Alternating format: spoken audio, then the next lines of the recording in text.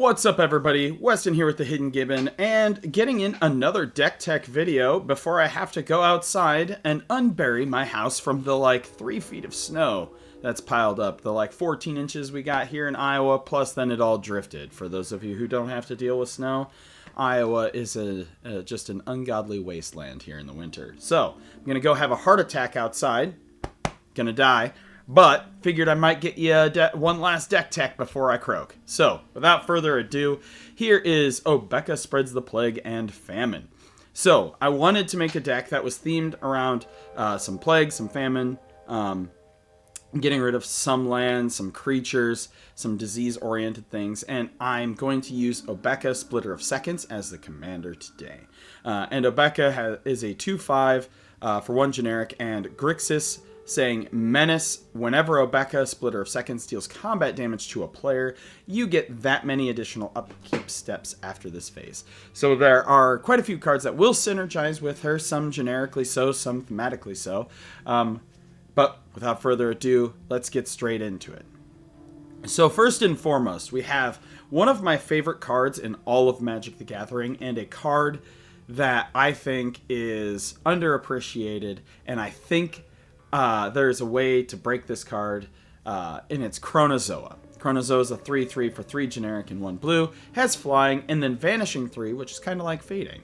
Vanishing 3 says, this permanent comes into play with 3 time counters on it. At the beginning of your upkeep, you remove a time counter from it. When the last counter is removed, sacrifice it.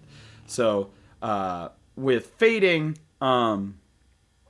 it's when you can't pull a counter off, it dies, and with Vanishing, it's as soon as that last counter comes off, it dies.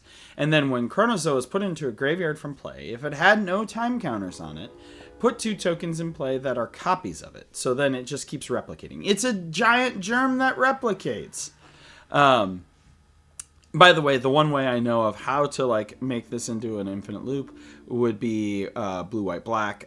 You have Solemnity, so your creatures cannot get counters, and then you have Lethal Vapors or a sack outlet like Ashnod's Altar, Altar of Dementia, etc. So you put it in and then trigger on the since it comes in with none. I think it's a trigger. If not, I think it might just work with Solemnity, where it just keeps going and going and going ad infinitum. But we don't have that in this deck. We don't have white. Then we have Creeping Bloodsucker. At the beginning of your upkeep, Creeping Bloodsucker deals 1 damage to each opponent. You gain a life equal to the damage dealt this way. You know, kind of draining people as they're sick. Like I said, it's a plague deck. Duskmantle Seer. At the beginning of your upkeep, each player reveals the top card of their library. They lose life equal to that card, but card's mana value. But guess what? They get to have it, so they can have a treat. Herald of Leshrac. This card used to be an absolute terror in my early days of EDH. We had a guy who was playing a Thraxamundar deck and would play Herald of Leshrac. And Herald of Leshrac is a 2/4 for 7 with flying, and cumulative upkeep, gain control of a land you don't control. So steal your opponent's lands as a cumulative upkeep.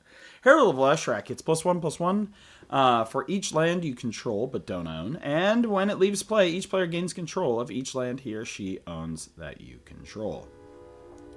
We have Joyride of the Get to give things suspend. We have Phyrexian Plague Lord, which is sacrifice it. Target creature gets -4/-4 until end of turn. Or you can sacrifice a creature. Target creature gets -1/-1 until end of turn. We have Plagued Rusalka. You can pay 1, sacrifice it. Target creature gets -1/-1 until end of turn. We have Plague Spitter, this giant tick-looking creature thing. I think it's creepy. It is a 2/2 for 3. At the beginning of your upkeep, Plague Spitter deals 1 damage to each creature and each player. When Plague Spitter dies, Plague Spitter deals 1 damage to each creature and each player. It's spreading plague. And we have lots of clone effects and copy effects, so you can make lots of this little guy. Lots of this little tick. Also, I hate ticks. Roaming Throne. Makes your triggered abilities trigger twice. We have Silent Arbiter. so only one creature can attack or block. I love this card. I can't believe that this card is $14. This used to be like a 40-cent bulk rare that I would play jam in just about every deck. Also, the art's cool. Spark Double, clone your Obeka without it being legendary. And then we have Toxrill because we're toxic and awful jerks. He's a 7/7 for 7. At the beginning of each end step, put a slime counter on each creature you don't control. Creatures you control with -1/-1 counters for each slime counter on them. And whenever a creature you don't control with a slime counter on it dies, create a 1/1 black slug creature token. And then you can sacrifice a slug to draw a card. We have Ancestral Vision, which is just suspend Ancestral Recall.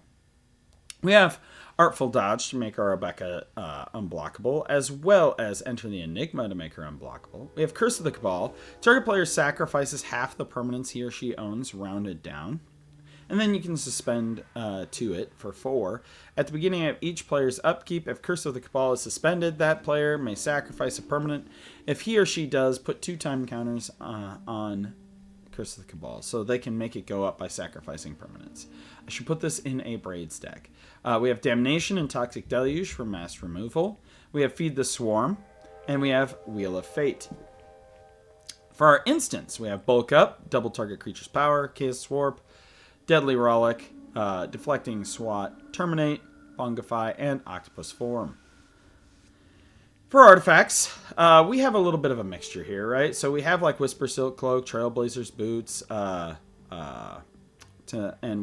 Silver Shroud Costume, Prowler's Helm, and Brotherhood Regalia to make things unblockable. We do have Ring of Velka, so at the beginning of your upkeep, put a 1/1 counter on the equipped creature if it's red. We have Ring of Zathrid, which is at the beginning of your upkeep, put a 1/1 counter on equipped creature if it's black, you know? And you can regenerate it, and it gets haste. So those go on your Obeka, along with Black Blade Reforged. We have Waterbender Skin, trying that out because it's a generically really good mana rock. We have our Suspend Soul Talisman, our Mox Tantalite. We do have Replicating Ring, which I love this card. Soul Ring, and Chromatic Lantern. For enchantments, we're running a whole bunch. Aether Tunnel, make it so something can't be blocked. As Foretold, lets us play things for free. Court of Locthwain is a generic. These courts are part of the generically good with Obeka, right? We got to have some good synergy in here. You can exile the top card of target opponent's library. You may play that card as long as it remains in exile. If you're the Monarch, you can cast without paying its mana cost. Court of Antras, you make copies of things. Curse of Death's Hold. Creatures enchanted player controls get -1/-1. And there are ways to copy that enchantment through Extravagant Replication and Estrid's Invocation. We have Descent into Avernus, because I love this card. Endless Evil. Enchant creature you control. At the beginning of your upkeep, create a token that's a copy of the enchanted creature, except the token is a 1/1. When the enchanted creature dies, if that creature was a horror, return Endless Evil to its owner's hand. We also have Engineered Plague. Which you can also copy with Extravagant Replication and Estrid's Invocation. We have Feast on the Fallen, which is at the beginning of each upkeep. If an opponent lost life this last turn, put a 1/1 counter on target creature you control. Follow Footsteps, and during your upkeep, create a token of the enchanted creature. Ill-Gotten Inheritance. During your upkeep, deals 1 damage to each opponent, you gain 1 life. Imposter Syndrome from Spider-Man. Whenever a non-token creature you control deals combat damage to a player, create a copy of that, except for it's not legendary. Paradox Haste for extra upkeeps. Phyrexian Arena. Rising of the Day for haste. Shadow of the Second Sun gives us an additional start step. Subversion. During your upkeep, each of your opponents lose 1 life. Gain 1 life for each life lost this way. And Traveling Plague. At the beginning of each player's upkeep, put a plague counter on Traveling Plague. Enchanted creature gets -1/-1 for each plague counter on Traveling Plague. And whenever enchanted creature leaves play, that creature's controller returns it and puts it onto that creature's controller returns Traveling Plague from its owner's graveyard to play, so they'll get to pick. And yes, that means some of your stuff might die too, but it is a plague and disease and famine themed deck, so that's fine by me. Plus, you have ways to protect your Obeka. We do have 38 lands with some basics in here, running a decently expensive mana base with our shock lands. and our buddy lands in here. But other than that, pretty straightforward. We are running Minas Morgul, Dark Fortress to make Obeka into a Wraith that can't be blocked, you know. That sort of fun stuff. And Rogue's Passage to make her unblockable. But let me know what you think of this deck. Like I said, I tried to be a little bit more themed with this rather than just generic get all of the upkeeps and stuff. But as always, I am Weston with the Hidden Gibbon. Time for me to go die plowing a whole bunch of snow. And if you see me again, it means I didn't. But I hope you all have a wonderful day.